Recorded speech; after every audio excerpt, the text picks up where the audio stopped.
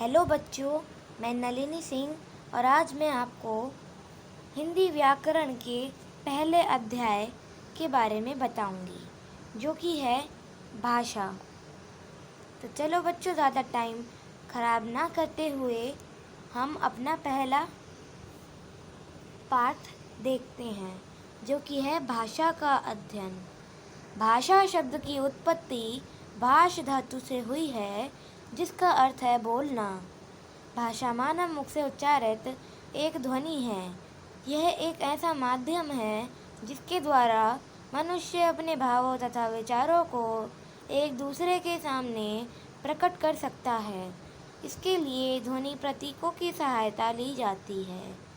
इन ध्वनि प्रतीकों में शब्द व्यवस्थित रूप में एक दूसरे से जुड़े रहते हैं, जिनकी सहायता से बोलने वाला या लिखने वाला अपने विचारों को प्रकट करता है तथा सुनने वाला या लिखने वाला उन विचारों को ग्रहण करता है।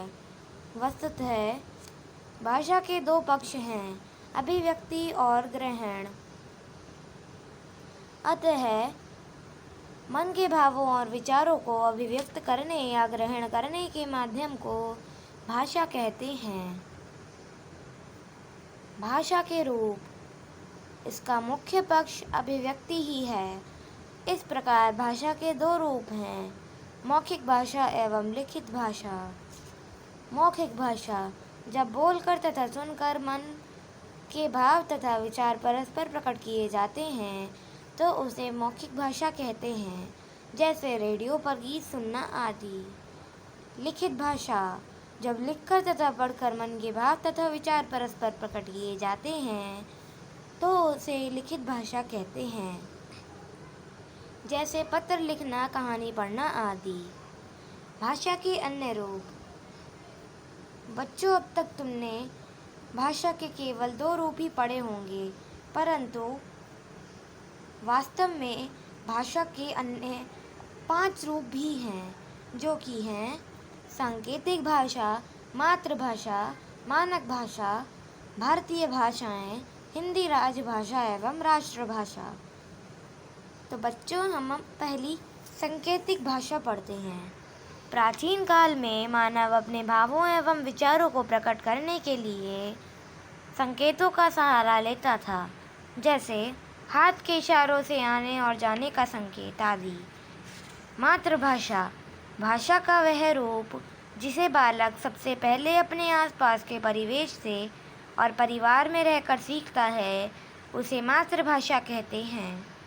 मानक भाषा भाषा में एक रूपता लाने के लिए विद्वानों तथा शिक्षा शास्त्रियों द्वारा भाषा के जिस रूप को मान्यता दी जाती है, उसे मानक भाषा कहते हैं। भारतीय भाषाएं भारतीय संविधान में 22 भाषाओं को स्वीकृत किया गया है। इसमें संस्कृत भाषा ही सबसे प्राचीन भाषा है। हिंदी राजभाषा एवं राष्ट्रभाषा। स्वतंत्रता प्राप्ति के पश्चात 14 सितंबर 1949 को हिंदी भारत की राजभाषा के रूप में प्रतिष्ठित हुई। देश के कार्यालयों और राजकाज के कार्यों में जिस भाषा का प्रयोग किया जाता था, उस भाषा को राजभाषा कहते हैं। भारतीय संविधान के अनुच्छेद 343 के अंतर्गत भारत संघ की राजभाषा हिंदी है।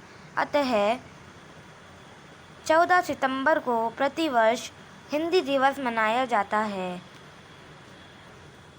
तो बच्चों, आज हमने अपना पहला अध्याय समाप्त किया।